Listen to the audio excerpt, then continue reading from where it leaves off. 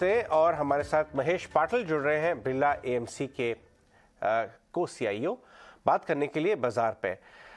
Mahesh, good morning, बहुत बहुत शुक्रिया। सबसे पहले मैं आपसे ये जानना चाहूँगा, आज की जो आरबीआई की एडिशनल बैठक है वो तो प्रोसीजरल है, उसमें कोई हाइक की तो बाजार उम्मीद कर नहीं रहा है, लेकिन ये जो दो सेंट्रल बैंक के प्रायोरिटीज अलग अलग नज़र आ रही हैं, इसको आप कैसे देखते हैं? हमारे यहाँ तो बहुत कॉन्फिडेंट सेंट्रल बैंक है, सिचुएशन ही काफ़ी कंट्रोल में है। एक तरफ महंगाई को काबू करने के लिए मेजर्ड रेट हाइक, लेकिन ग्रोथ की सिचुएशन बड़ी अच्छी है। वहाँ यूएस में वो एक स्लो डाउन को इंजीनियर कर रहे हैं इन्फ्लेशन की कमर तोड़ने के लिए।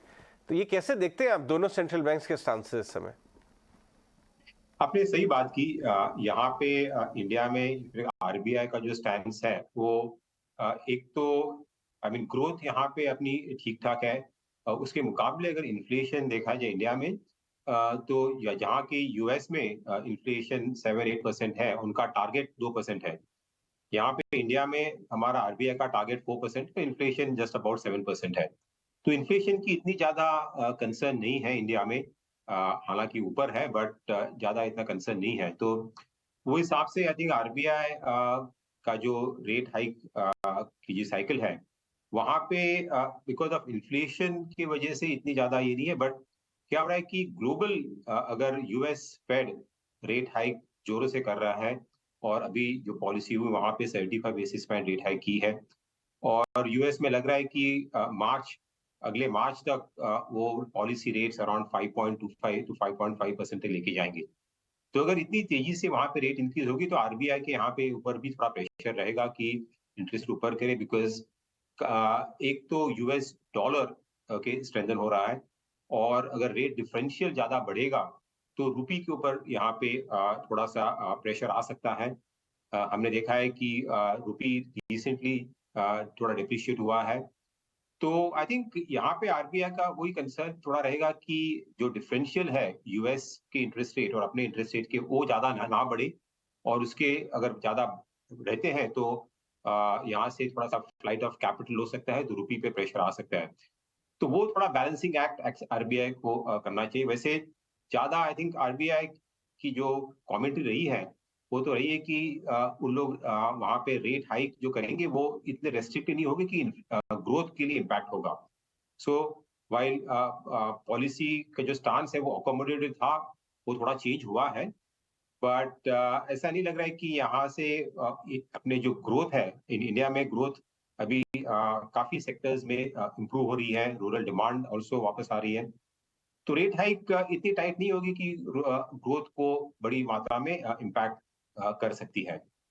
सो हमारी हमारी उम्मीद है कि टारगेट है कि ये जो साइकिल में है, पॉलिसी रेट जो है वो अराउंड 6.5% तक ही सीमित रहेगी पॉलिसी रेट। उसके ऊपर जाने की गुंजाइश काफी कम है।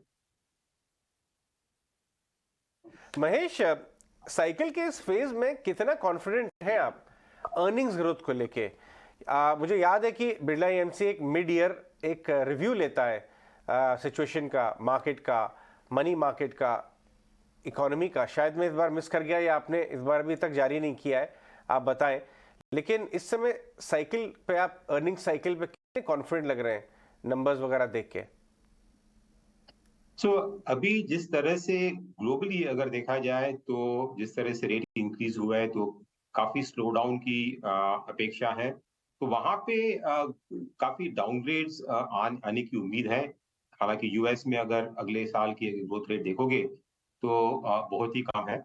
बट इंडिया में उसके मुकाबले अभी ये क्वार्टरली जो नतीजे आए कंपनीज के, उसके बाद कुछ खास अर्निंग्स में डाउनग्रेड नहीं आई हैं।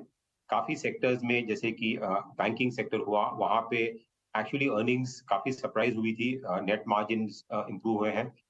आईटी सेक्टर जहां पे लग रहा था कि अर्निंग्स डाउनग्रेड आएगी because of concerns about slow down in the US, वहां पे भी एक्चुअली कुछ डाउनग्रेड्स नहीं है। इनफैक्ट कंपनीज, एक दो लार्ज कंपनीज के एक्चुअली अर्निंग्स अपग्रेड हुए हैं, बिकॉज मार्जिन में जो प्रेशर लग रहा था वो अभी काफी कम है। और डोमेस्टिक सेक्टर जैसे हो गया, ऑटो सेक्टर हो गया, वहां पे भी ग्रोथ काफी ठीक ठाक है। और एक्चुअली कमोडिटी प्राइसेस जो नीचे आए उसका बेनिफिट अभी कंपनीज को फ्लो थ्रू हो रहा है। तो आई थिंक सबको मिला जुला के देखते हैं तो अर्निंग्स ग्रोथ काफी ठीक ठाक लग रही है। ये साल की भी ग्रोथ हमें अराउंड 15 to 17% निफ्टी ग्रोथ दिख रही है। वहां पे दो सेक्टर्स है जैसे कि ऑयल एंड गैस सेक्टर है और मेटल सेक्टर है। वहां पे अर्निंग्स ग्रोथ थोड़ी डाउनग्रेड हुई है बिकॉज कमोडिटी प्राइसेस नीचे आ गए हैं। उसके अलावा बाकी सब सेक्टर्स में मोर और less earnings growth in line है। तो आई थिंक नहीं लग रहा है कि इंटरेस्ट रेट्स अगर ऊपर भी जाते हैं यहाँ से अनदर 50 बेसिस पॉइंट और सो उसका ज्यादा इम्पैक्ट आएगा। और काफी कंपनीज की जो अभी देखे जाए तो बैलेंस शीट्स काफी अच्छी हो गई है, सुधर गई है लास्ट 2-3 साल में। ओवरऑल डेट जो कंपनीज के बैलेंस शीट पे है, कॉर्पोरेट डेट जो बात करते हैं, और डेट टू इक्विटी रेशियो वो काफी कम हो गया है। काफी कंपनीज ने डीलेवरेज किया है। तो जो रेट हाइक का जो इम्पैक्ट आएगा पीएनएल पे वो काफी मात्रा में काफी कम होगा। सो हमें लग रहा है कि अगले 2 साल के लिए, 2-3 साल के लिए कंपनीज की जो अर्निंग्स ग्रोथ है, जिस तरह से काफी सेक्टर्स उभर के आ रहे हैं, डोमेस्टिक सेक्टर जैसे capital good sector, investment cycle में पिकअप हो रहा है, रियल एस्टेट सेक्टर ठीक ठाक कर रहा है, और आईटी सेक्टर में भी काफी वाइल थोड़ी डाउनग्रेड ग्रोथ स्लो डाउन है, बट इतनी ज्यादा स्लो डाउन नहीं दिख रही है। बैंकिंग सेक्टर की ग्रोथ भी ठीक ठाक है। Credit growth, bank credit growth around 15-16% तक ग्रो कर रहा है। तो around mid teens growth, 13 to 15% growth CAGR over the next 3 year हमें दिख रहा है कि निफ्टी की अर्निंग्स में आ सकता है। वो काफी अच्छा ग्रोथ है कंसिडरिंग कि जिस तरह से ग्लोबली अभी कंसर्न है कि स्लो डाउन होगा, ग्लोबल ग्रोथ में डाउनग्रेड होगा, तो उसके मुकाबले ये ग्रोथ हमें काफी ठीक ठाक लग रहा है।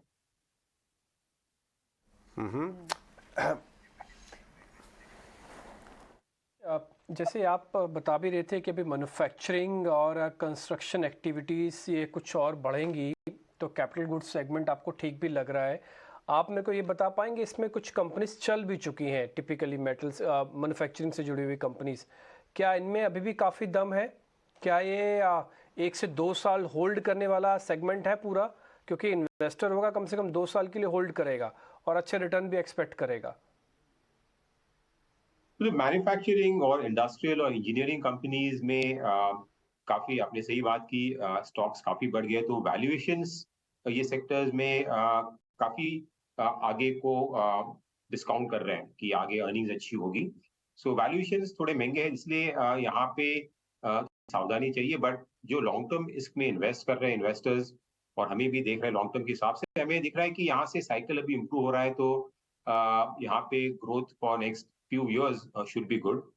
और कंपनीज को बेनिफिट ना कि खाली डोमेस्टिक यहाँ पे कैपिटल कैपेक्स रिकवरी हमें दिख रही है, बट काफी कंपनीज को बेनिफिट मिल रहा है कि जो चाइना +1 पॉलिसी है, और यूरोप में भी अभी जिस तरह से डिस्ट्रप्शन हो रहा है गैस सप्लाई के कारण, और वहाँ पे जो कॉस्ट जो बढ़ गई है, तो काफी कंपनीज वहां से देख रही है कि कैसे सोर्स करें बाहर से। और इंडिया एक मेजर डेस्टिनेशन है जहाँ पे सोर्स करने की कोशिश कर रहे हैं। काफी एमएनसी कंपनी जो है इंडिया में, जिनका यहाँ इंडिया पे बेस है, वो काफी ज्यादा मात्रा से यहाँ से सोर्सिंग करने की बात कर रही है।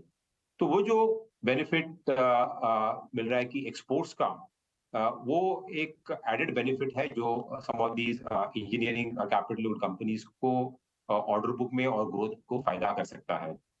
So I think overall sector का आउटलुक इंजीनियरिंग इंडस्ट्रियल्स के लिए अगले 2-3 साल के लिए काफी अच्छा लग रहा है। तो वो हिसाब से आई थिंक लॉन्ग टर्म के हिसाब से आई थिंक ये सेक्टर अभी भी अच्छा लग रहा है।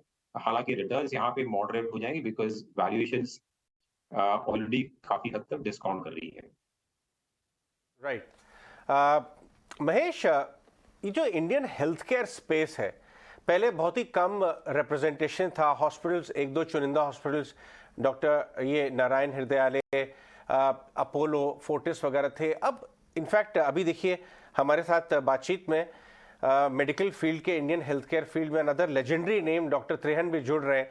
मेदांता हॉस्पिटल्स का आईपीओ भी लग रहा है, वो तैयार हो रहे हैं। और साथ में हमारे साथ पंकज सैनी भी होंगे, ग्रुप सीईओ। बट उससे पहले मैं आपसे एक सवाल पूछना चाहूंगा, क्योंकि इंस्टीट्यूशन वॉइस को रिप्रेजेंट करते हैं। जो इंडियन हेल्थ केयर स्पेस है, एक तो डोमेस्टिक अपॉर्चुनिटी, लोग बेटर हॉस्पिटल्स और बहुत स्टैंडर्ड जगहों पे जाके अब प्रेफर करते हैं अपना जो भी ट्रीटमेंट करवाना है। प्लस जो हमारे नेबरिंग कंट्रीज हैं, चाहे मिडिल ईस्ट हो गया, साउथ ईस्ट एशिया हो गया, इनफैक्ट कुछ तो वेस्ट में भी जो मेडिकल टूरिज्म हो रहा है, quality service at a reasonable price, ये भी एक भारत एक ऐसा अपॉर्चुनिटी ऑफर कर रहा है। आपको ये स्पेस पे क्या कॉल बन रही है? इस तरह डॉक्टर मेदांता जैसे और भी कुछ कंपनीज हेल्थ केयर में बड़ी हो गई हैं, बियॉन्ड कोविड भी क्या एक बहुत बड़ा एक अपॉर्चुनिटी बन रहा है इन्वेस्टमेंट का? तो हेल्थ केयर स्पेस में एक्चुअली आपने जिस बात की, आउटलुक, मैक्रो आउटलुक अच्छा लग रहा है। इंडिया में अभी भी ऑर्गेनाइज सेक्टर में अगर देखा जाए तो जो हॉस्पिटल्स है वहाँ पे बड़ी मात्रा में अभी भी इन्वेस्टमेंट्स होनी चाहिए। जिस तरह से डिमांड है, काफी अंडर सर्व्ड मार्केट है, और वहाँ पे जिस तरह से गवर्नमेंट का फोकस भी हेल्थ केयर पे है, अभी इंश्योरेंस, हेल्थ इंश्योरेंस और अदर कंपनीज, वहाँ पे भी काफी फोकस आ रहा है। तो ये सब मद्देनजर रखते हुए यहाँ सेक्टर में ऑर्गेनाइज स्पेशली जो प्लेयर्स हैं, जो बड़े प्लेयर्स हैं, उनके लिए काफी अट्रैक्टिव स्पेस है। और जो बड़ी कंपनीज है वो एक तो नए कैपेक्स कर रही है, नए हॉस्पिटल्स खोल रही है, और थोड़ा कंसोलिडेशन भी हो रहा है काफी। जैसे यहाँ इस सेक्टर में काफी अनऑर्गेनाइज सेक्टर है, छोटे छोटे हॉस्पिटल्स हैं, उनको कंसोलिडेट करके ग्रोथ करने की भी एक बात कर रही है some of these larger players. So and यहाँ पे अभी जो ऑक्यूपेंसी लेवल्स वगैरह जो है वो अभी काफी कोविड के टाइम में काफी जो सीरियस सर्जरीज थी वगैरह वो काफी मात्रा में बंद थी, वो अभी वापस बाहर आ रही है। लोग हॉस्पिटल में जाए, जो सर्जरी जो पोस्टपोन की थी कोविड के टाइम पे, तो occupancy levels are good and एक स्टडी सेक्टर है ये। I mean long term India में जिस तरह से पर कैपिटा इनकम ऊपर आएंगी, population also starts to get more older, I think health care services के लिए डिमांड बढ़ेगी। और यहाँ पे लार्जर ऑर्गेनाइज प्लेयर जो है उनके लिए मार्केट शेयर गेन करना काफी आसान होगा अगर वो इन्वेस्टमेंट्स करते हैं और बेटर सर्विसेज देते हैं। तो वो एक move from unorganise to organise का बेनिफिट भी ऑर्गेनाइज लार्ज जो हॉस्पिटल चेन्स है उनको बेनिफिट आ सकती है। तो हमें ये सेक्टर स्टेडी दिखता है लॉन्ग टर्म के हिसाब से, लॉन्ग टर्म कंपाउंडिंग के हिसाब से। और यहाँ पे जो कंपनीज अच्छी ब्रांड है और जहाँ पे इन्वेस्टमेंट्स जो कर रहे हैं वो देख के कर रहे हैं, बिकॉज ये सेक्टर वैसे काफी कैपिटल इंटेंसिव है। आपको हॉस्पिटल्स में इन्वेस्टमेंट्स का जो रिटर्न्स आता है नए हॉस्पिटल में, उसके लिए 2-3 साल लगते हैं उसको रिटर्न आने के लिए जी। जो एफिशिएंटली डिप्लॉय कर रहे हैं कैपिटल, और कुछ companies kind of low asset turnover के ग्रोथ कर रहे हैं, जहाँ पे एक्विजिशन करके और हॉस्पिटल ले रहे हैं, वहां पे ग्रोथ जो आएगी वो काफी मात्रा में रिटर्न ऑन कैपिटल वहां पे अच्छा हो सकता है। बहुत शुक्रिया आज हमसे जुड़ने के लिए। इनफैक्ट आप कमेंट्री